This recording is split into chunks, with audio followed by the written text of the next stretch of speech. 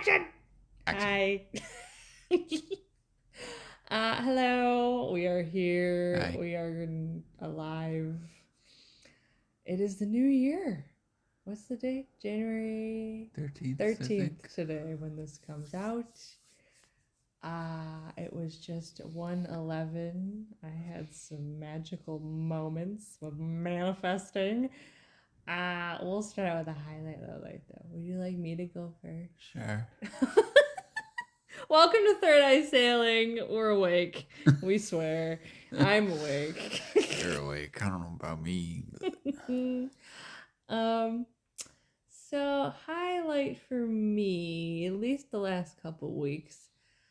I pretty much all of 2023. I was really good about working out. I had a good routine going.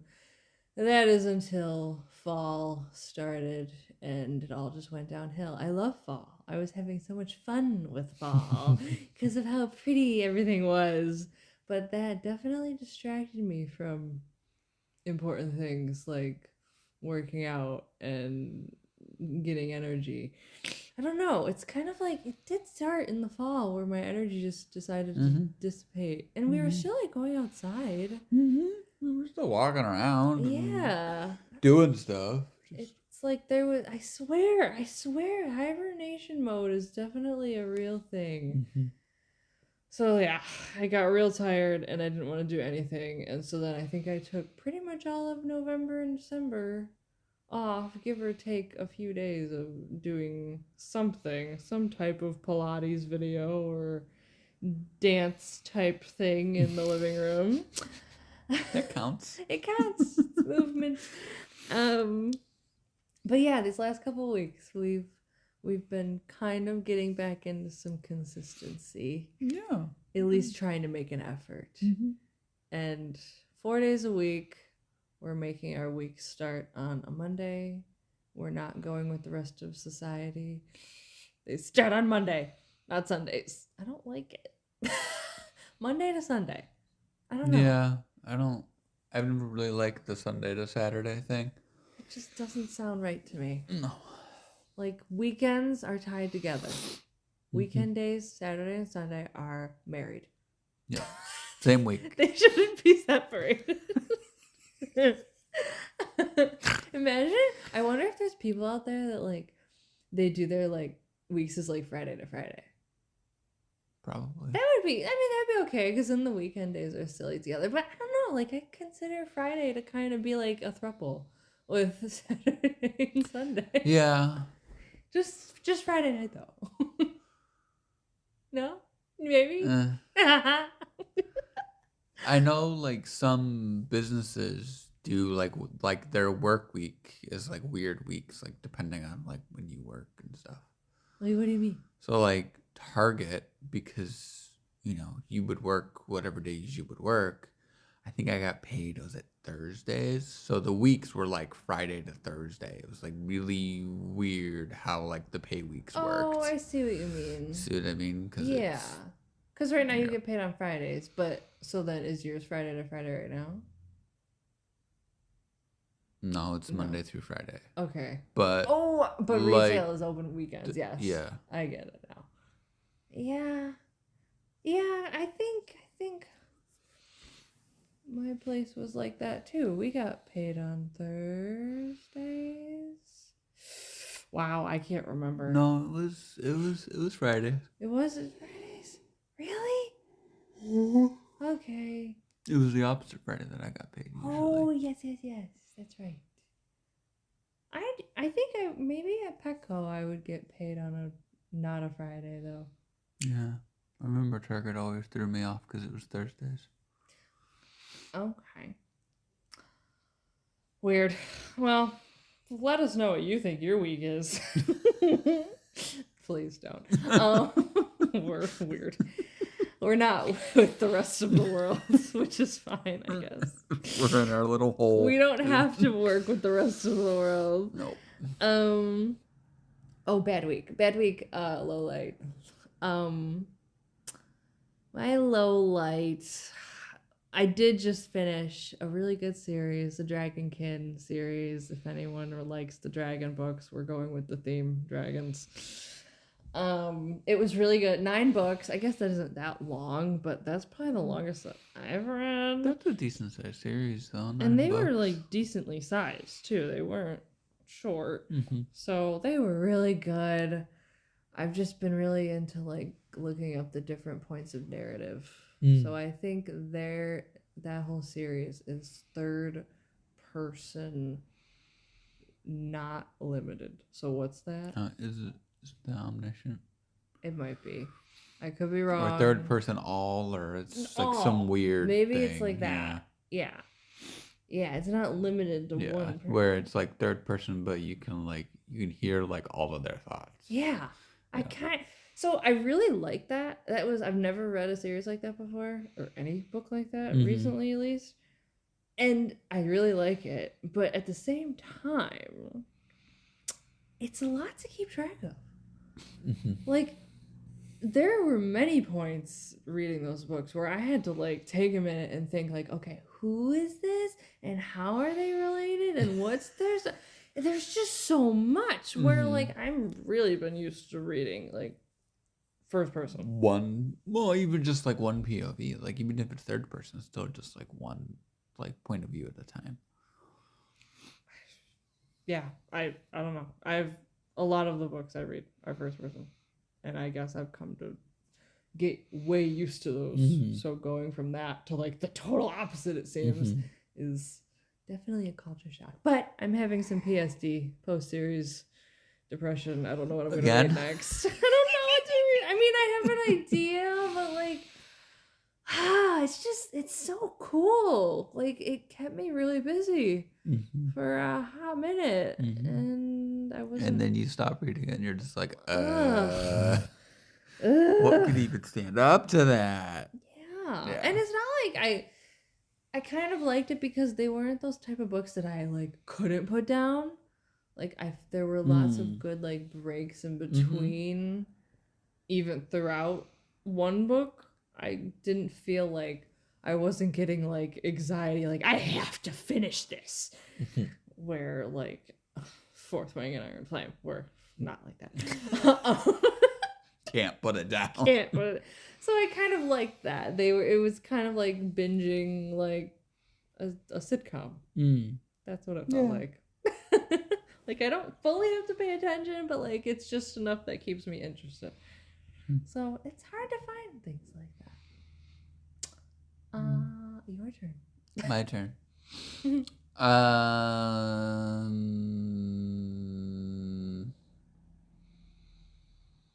I don't really have a low light again. No low light. No.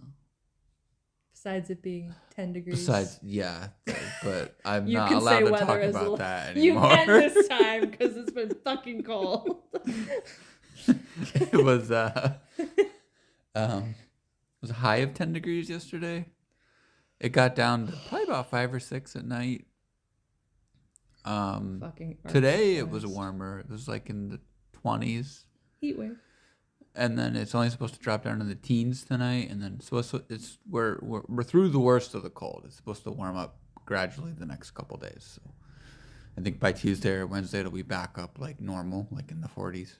And then according to what I saw, I didn't see any more dips. Down dips? Yeah. like major, like dropping into like the 20s or anything. Oh, okay. Which is nice. Yeah. I don't want to do that again, especially when your town loses power twice in the same weekend. Was it this? Oh my God! It was Friday. Yes. No, wait. Thursday and Friday. It was Friday. Same week. Yeah, Thursday and Friday. Wow. Well, I'm glad I was done working both days. The one time it just got overloaded. We don't really. Okay, everybody, we have a brand new sponsor. So excited. Naked Wines. I know them very well. We know them very well.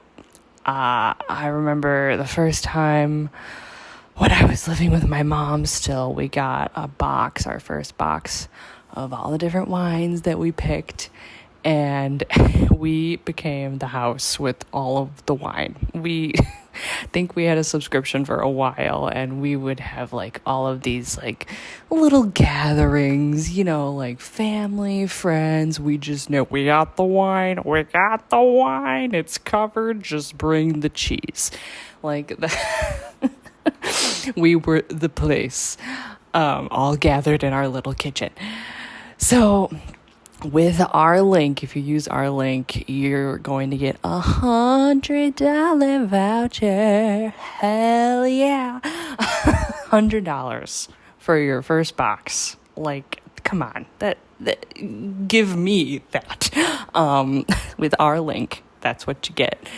So go for it, guys. Enjoy. You can take a quiz, and it was really cool. I took the quiz, and it matched me with like all of these different wines. Some, like a lot of them I've honestly never even heard of. Like, we love wine over here, Dustin and I, but I've never really heard of a lot of these. There's chocolate wine. Did you know there's chocolate wine? Go for it. All right, use our link and you'll get that voucher. Have fun. I don't know what happened on Thursday. Oh.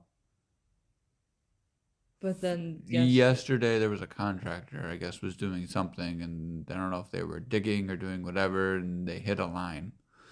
That must have hurt. What do you mean?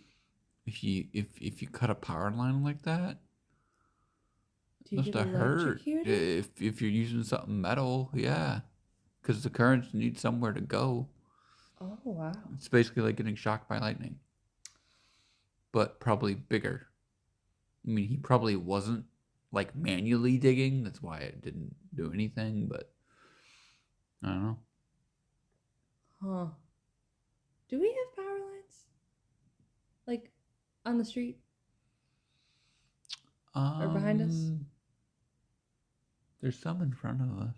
Or are they okay? Some are buried and some aren't. Okay. Is it more typical for them to be buried or not? Today. It's more of a newer thing, burying lines. Okay. So like I think most of H Street is buried because it's like a main big road and they don't want to deal with, and also like with the school and everything, it's easier to just bury the lines. I think here it's not, but I think usually like the main drags they usually like to bury because it's usually bigger cables, so it's easier to bury it than to have it way up high on a pole. Okay.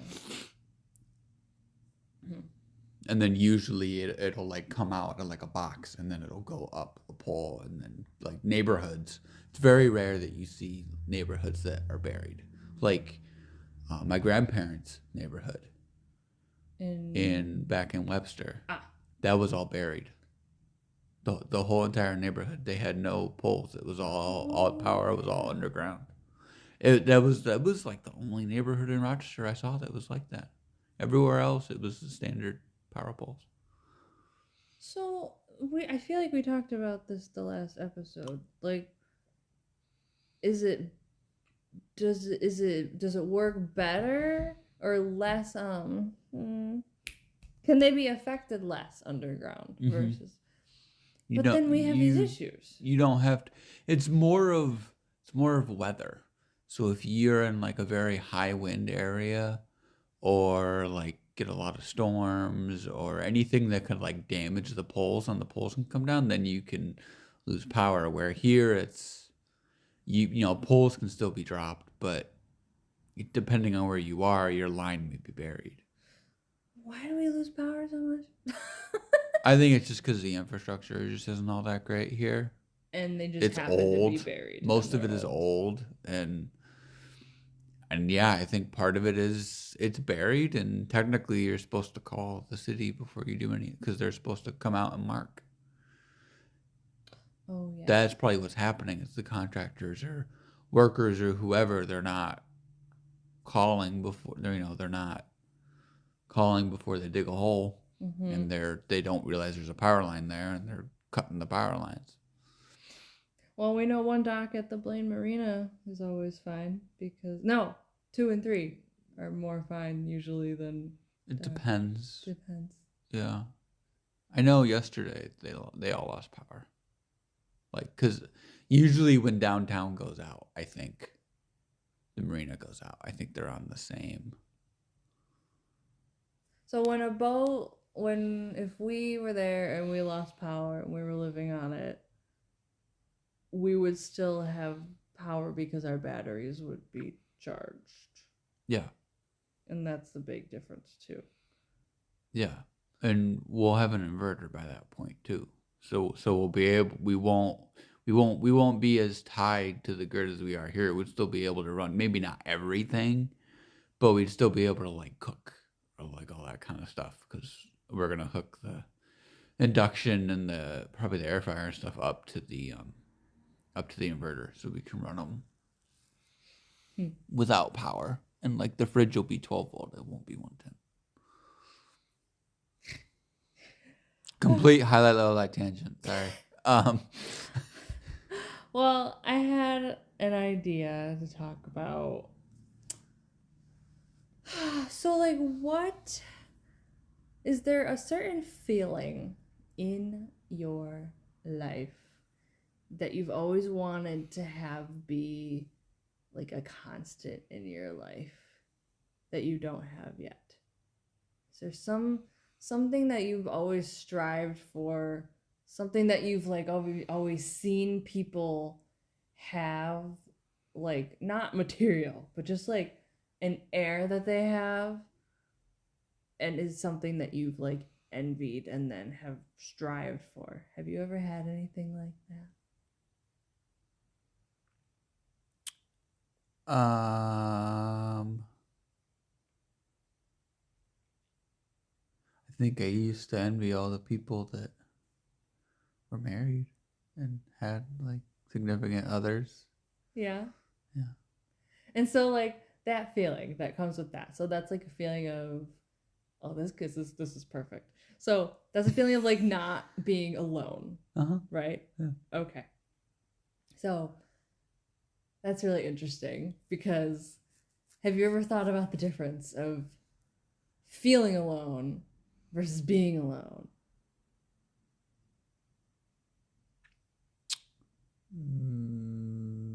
No. What do you think the difference is? Between feeling and being alone? Well, I guess like a good example is like when you're not here. Or like when like you go on trips and I'm by myself. I don't feel like I'm alone, but I am alone for that indeterminate amount of time. Mm-hmm. Right. Yeah. I wonder if other people think that way. No. Like I wonder if other people can like tell the difference. So I think there's a lot of people, right, that like need to be with people to not feel alone. Like physically with people. And I think that's kind of how we've evolved as humans, like because it's that whole like social aspect of like needing to be near people and like in contact with people. And but it's so funny how we're coming into this new era. I think a lot came from like our generation. Like our generation, we kind of were the ones that started moving away from our family, away from familiar people, because now we have technology that we can just stay in contact with. And it doesn't matter where you are in the world or the country or wherever, you know, everyone's always a phone call away. Yeah. So it's just kind of interesting how like, okay, so we recognize those feelings, but like there's so many people that still can't seem to tell the difference between the two, and like still need that physical whatever.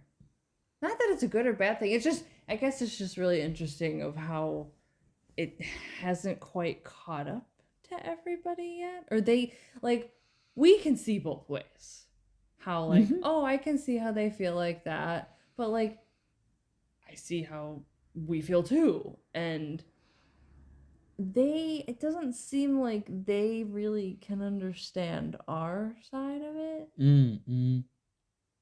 And that's like with so many things. You can say that about so many things. Yeah, there's so many things that you don't understand until you've actually felt until you've it. experienced it, and yeah. That's the thing. Like I guess I had that feeling of where, okay, like when I was growing up, I don't remember it, but I'm guessing that I felt like, oh, if I don't, yes, oh my gosh, perfect example. Okay, lunchroom, high school. Mm-hmm. You told me that, you were comfortable reading a book at the table. Yep. Like in my lunch. corner, just maybe it wasn't your favorite thing, but you were comfortable with it. Mm-hmm. Where like other people, I know for a fact, if they didn't have anyone to sit with, they were in the bathrooms by themselves. Did you know that only 9% of plastics have ever been recycled? That blows my mind. What have we been doing these last however many years since recycling came about? Only 9% of it. The rest of it ends up in landfills, oceans. Awful. Well, enter C-Bar. So they are dedicated to cleaning up the ocean's trash. They pick up a pound of trash for every order that is made. That's insane. These people are so dedicated to this mission, and that is why we decided to apply for them as a sponsor, and we got it. We're so happy that they're going to be supporting the show. With our code, you get 15% off your first order. They are a company that makes shampoo and conditioner bars, and it's so cute. They come in they look like deodorant, and it's like Dustin's sister called it a push pop. So it's literally like a little deodorant, and you can get refills too. So when you run out, you just take that thing out and then you put a new one back in. They have really, really good smelling scents for their bars. When I use the shampoo, it feels like I'm just like getting a essential oil bath on my head. It's so great. And you just smell so refreshingly. And my hair really feels like so soft and just healthy since I've been using it. So with our code Third Eye Sailing, you get 15% off your first order. I hope you guys give it a try. We love this company and we love what they stand for. So on us, guys, thanks for listening. Thank you, C-Bar. Eating their lunch because they couldn't stand the idea of being alone, like visibly. So I think I had those feelings in high school, but then I got to college and I was totally fine sitting by myself, doing my own thing.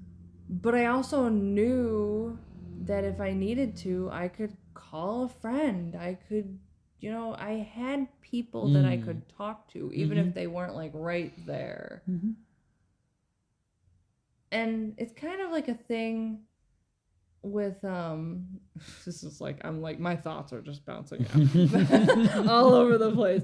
So like I'm definitely an introvert to my core, and I think the idea of New York City has always been very attractive. We've talked about this because you're surrounded by people constantly, but you're in your own world. Nobody really cares about what anyone else is doing.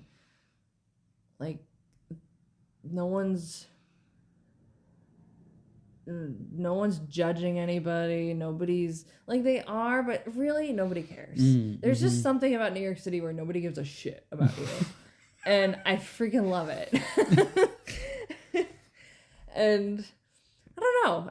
I don't think you get that in a lot of places. No. It's different levels. Like everybody actually really is in their own little world, and people could care less about what you're doing for the most part. But I think some more places than others, people care way less. And it seems like the more places you are that have more populated areas, the less people are caring. Does that make sense? Like, the more populated the area, the less people give a shit.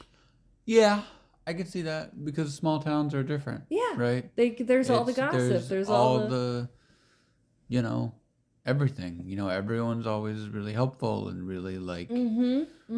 The good things, too. Yeah. Like, people are more willing to help you. And, yeah. What is that? I don't know. Maybe it just comes with being part of a bigger community. You have your own little corner or your little, people you talk to, but besides that, you don't really care what anyone else is doing because you have your own stuff going on. Or you have, maybe it's more of, you don't need to rely on other people as much to like go to the store or get groceries or help you get like just do normal daily things, where like the smaller towns, you almost have to rely on people more because, there may not be, a place close to go get, XYZ. Yeah. Where like, like with Friday Harbor, like I see it all the time. Like post people like, hey, I'm going to the mainland today. I'm going to be around here. Does anyone need anything? Oh, really? Yeah, like all the time I see it. Huh. Or there's even like a couple like businesses like that's what they do. They are literally like an island delivery service where you pay them like XYZ. Like let's say you need wood from Home Depot and it's cheaper for this guy to go in his truck and grab you some wood and throw it in the back of his truck than to have Home Depot deliver it, because if they try to deliver it, you're going to pay up the ass because they have to get their big box trucks on the ferry. And that's like a minimum, I think it's like $125 minimum. Wow. So like there's people that like that's their business, or even like some of like the business owners I've seen, like they'll be going to the mainland and be like, hey, does anyone need anything? I'm going to be around Mount Vernon area or Burlington area. Wow. So it's just totally different. Yeah. Totally different. Never heard of anything like that. Yeah. I don't even think Elena experienced that in Key West. My sister. I don't even think she... I mean... Well, they were connected by a bridge, though. Yeah. But, like, then with her, too, like, that island, like, all the locals knew each other. So they would, like, give each other discounts and stuff. And, like, I guess that's pretty kind of similar. Like, they all kind of help out each other, and they all kind of knew each other. Because you're in, like, a sea of tourists, and you have the few locals. So you got to kind of stick together. But you don't have to, but, like, they do. So it's interesting what makes people come together, I guess, to help out. And... Like I saw, like, a bunch of posts the last couple of days. People, like, either asking for help or, like, offering their help. Yeah. Just with all the cold and everything. They're like, if you... wasn't seeing so much a place to stay, but like if you like need help, or like there was someone that needed a ride to the ferry because like it was too far to walk, and someone was like, well, just shoot me a message and I can come pick you up and give you a ride down to the ferry, kind of a thing, and so it's very interesting. And like there's pros and cons to both settings. Like, but I guess it just depends on the type of person you are too. Like if you really don't like people, don't live on an island supplied by a ferry. Yeah. That's how you solve that problem. Yeah. You live in a bigger, more populated area where you're just another face in the crowd, Yeah. But even if so, like, okay, so let's say you're the type of person that wants to stay as far away from people as possible, and you go somewhere like Friday Harbor, but like there's places that are more secluded on there. Oh yeah, like definitely. You could be away from everything. Definitely. But then you can still get yourself in the position where, like, let's say you're older and you need a little bit. It's just kind of crappy the way that, like, I mean, I've talked about the freaking short bus, the disabilities bus that can take you places, like doctor's appointments and stuff. You know, the services, they only span so far. Like, we don't even get that here. So, there's a whole thing I could get into with pushing people into cities that don't really necessarily want to be in cities. And that's not to say there's anything wrong with cities. It's just, what if you don't want to be surrounded by a bunch of people, but then you're forced to be because that's the only way you're going to be able to get help. Yeah. So that's shitty. And I think really too, I think one of the big problems we have in our country, like cities, small towns, whatever, we're so car dependent. Yeah. So car dependent. Like, even if you live in like a bigger area like Bellingham, you're still kind of car dependent because there's stuff's not close. It's really spread out. And like, yeah, there's the bus, but it's not the greatest. Any public transportation that is more than $10 or less than $10, it's not going to be... It's just not great. And it's crazy, compared to Europe where all their cities are walkable. Like, no one really drives because everything is within walking distance, There's so much more to get to by foot, and they, encourage you or by bike.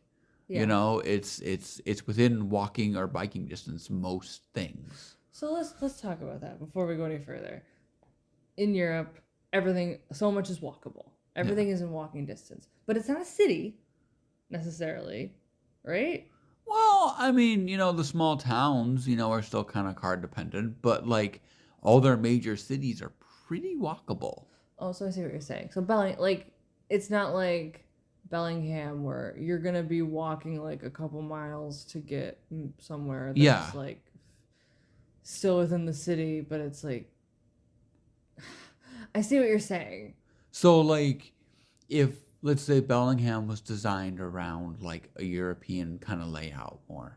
Okay. There would be more stores. Like, the harbor would almost be in like the heart of the city in a way. Like there would be things around it easier to get to. Kind of like Anacortes.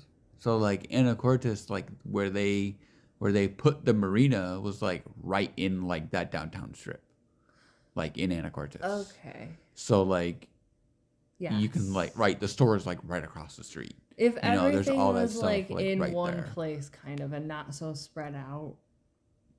But then like, what about all the houses and stuff? Well, I mean, I guess if you plan it more of where... What if there weren't houses? Well, if there were, but they were more of like... I mean, like a lot of places in Italy, like there's houses and apartments like above shops. Yeah. And it may not even be like the shop owner that lives up there, but you're able to like rent them out. And or you live up there, and it's just more, everything's more townhousey than like, there's not really suburbs in Europe. In Europe. That's like as well, there are, but they're just, they're smaller. Yeah, they're smaller, and they're not as like spread out. You're not gonna have a suburb, spanning like 10 miles outside of the city center. You're just not. Like Rochester isn't like Rochester's not walkable. I mean, maybe like downtown it is. But that's it. Just downtown. That's it. And that's only one part of downtown. And there's no easy way to get from like. So if you haven't noticed on our show, we talk a lot about mental health and our states of mind, good, bad, ugly, weird, whatever. And both of us have attributed a lot of our self-growth, I think, to using CBD. So, I mean, there was a big chunk of my young adult life not too long ago where I really, really just felt so out of my brain, just racing thoughts constantly, and I turned to CBD, and it really stabled things out. Unbelievable. I'm no doctor, but it freaking worked. And I'll stand by it. I tell all my friends, like, try CBD, just give it a shot. You don't have to be scared. You're not going to get high from taking a gummy with no THC in it. So, CBD for life. I highly suggest giving them a try if you're having any, concerns about your mental health in the way of racing thoughts, anxiety, just strictly those two. Like I said, not a medical professional, but this stuff does work, and it made me feel really better, and it cleared things up and helped me figure out what I needed to do to even more improve my mental health. At least it got me to that state of mind. CBD for life. They have gummies, creams, roll-ons, and tinctures, like kind of everything typically you need to do CBD. Their prices are pretty decent. Everything pretty much ranges, all the popular stuff at least, from $20 to $40. Free shipping over $90 within the US. From what I can tell, they're looking pretty great compared to a lot of other brands. Sorry, guys. They have really good prices, and I won't say that I'm against Big Pharma. I'm going to say a little bit. Just try other things first before you go to the hard stuff, like CBD. I know, preaching to the choir. So, enjoy. Give it a try. Merry, happy holiday, hoobie buddy. Bye-bye. Downtown to really any of the outlying communities, but by car. So, okay, let's look at this at another way. So, if a place, a populated area is like that, what we're saying, like condensed into smaller space, walkable. Or there's better public transit to get to where you need to go. Maybe it's not a bus. Maybe it's a rail line. But like, my point is, if it's all condensed and consolidated, what are pros and cons for the environment for that? So, like, a pro would be, okay, there'd be more land available. Yeah. We wouldn't be taking up as much space. And then, like, less emissions because you're driving shorter distances. Yeah. If at all. Yeah. So, if at all.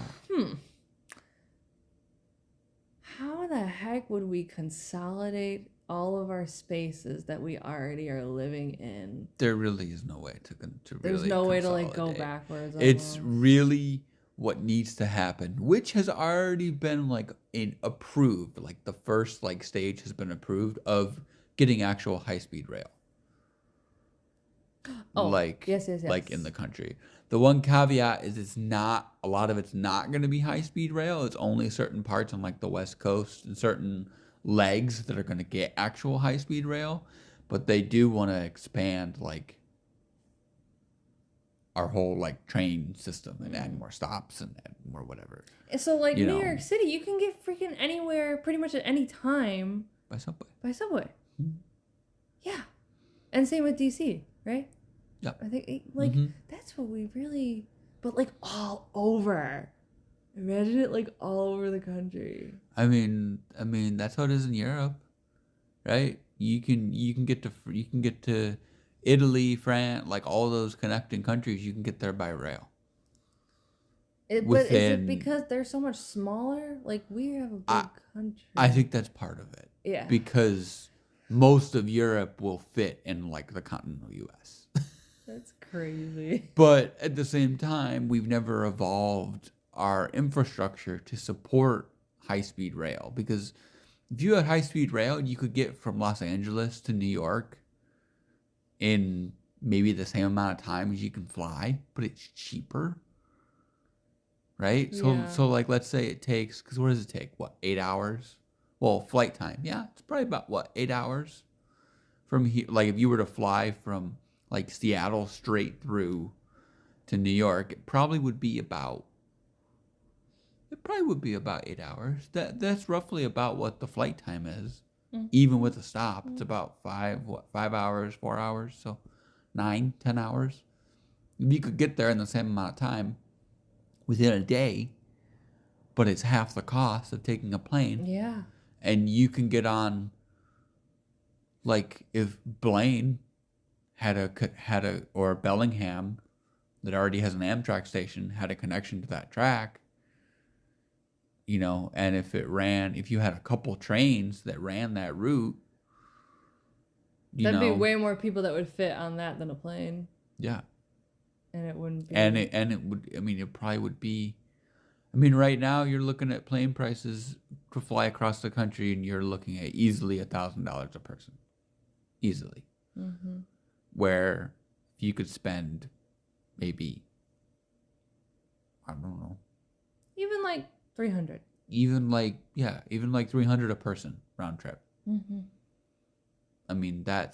And to be the same amount of time as what it would be on a plane. Is And less hassle. Less hassle. How is that even possible?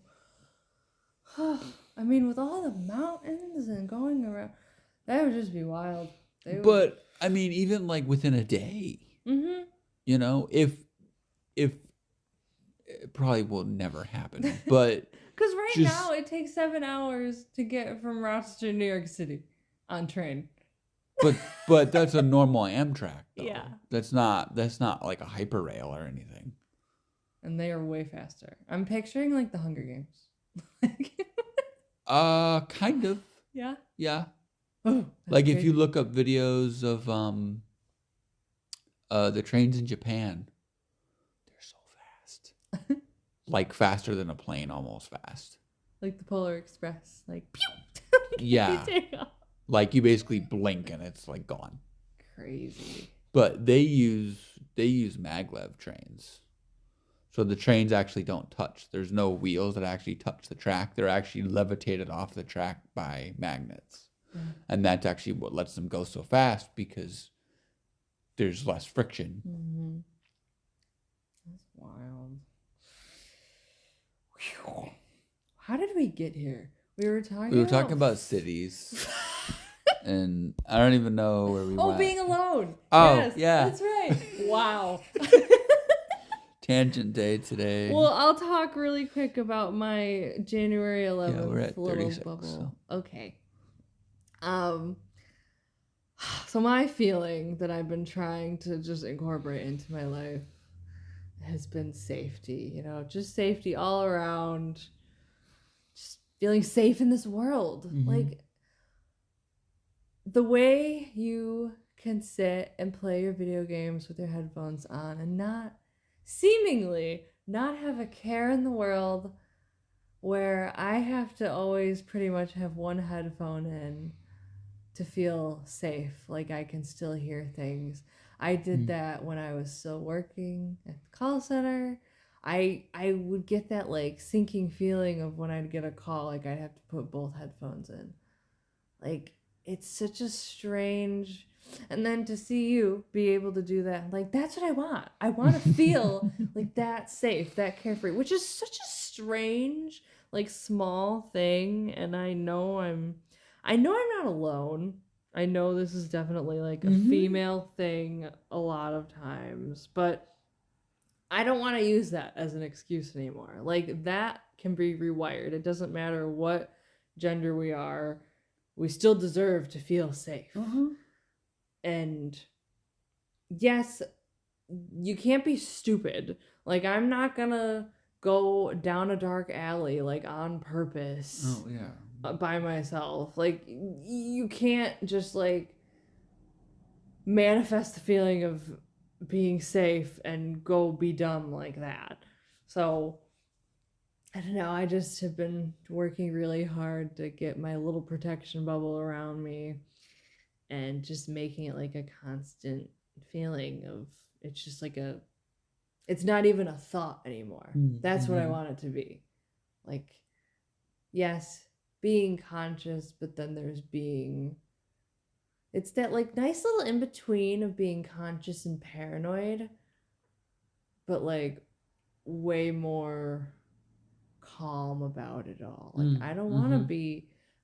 I won't say I have like extreme anxiety anymore like I used to about just like having a hard time. I mean, I used to be really bad. I used to not be able to feel safe like showering in the house even when people were there, or like let alone by myself. I went through some really just just times of just not feeling safe at all. And it took me a long time to kind of get to this place. So now I just feel like I'm getting the next step of just like, I just want to feel okay pretty much all the time and not have it be such like a conscious thought. I'm making it a conscious thought so it doesn't have to be as much as like, yeah. Okay, that makes sense. Makes sense. Yeah. So you don't have anything like that you're working toward? No. No? That's nice.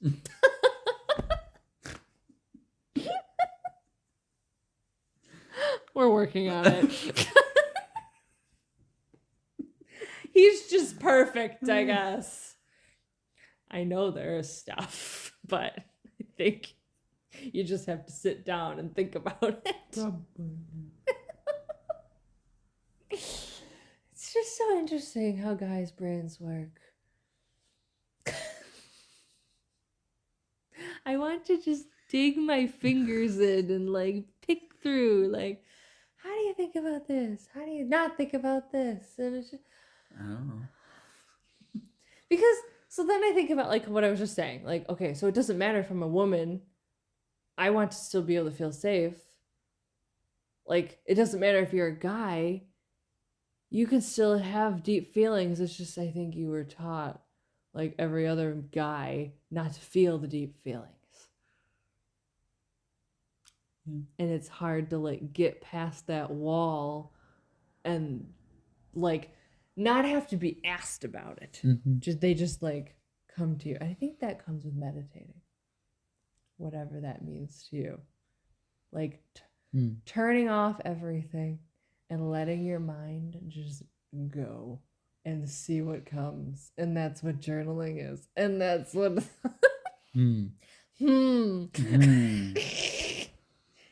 Might have to try that. I think it'll help the self-discovery process when I ask you these questions. I won't get a blank stare. Like, no, I got nothing. Yes? Yeah. Yeah. Any declarations you'd like to make that I can look back on in a recording? No.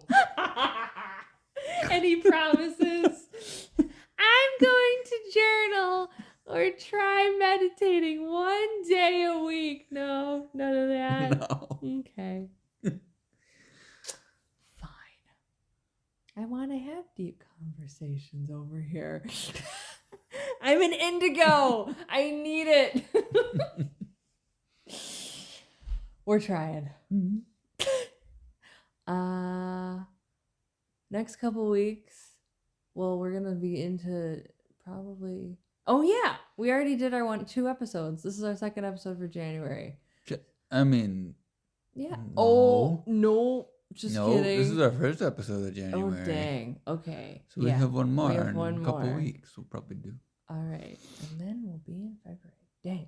All right. Well, Time's flying. It's already midway through January. We're kind of in slow motion, but time is still flying. Yeah. Spring needs to get here. It'll be a couple months. If it's anything like it was here last year, it'll be probably till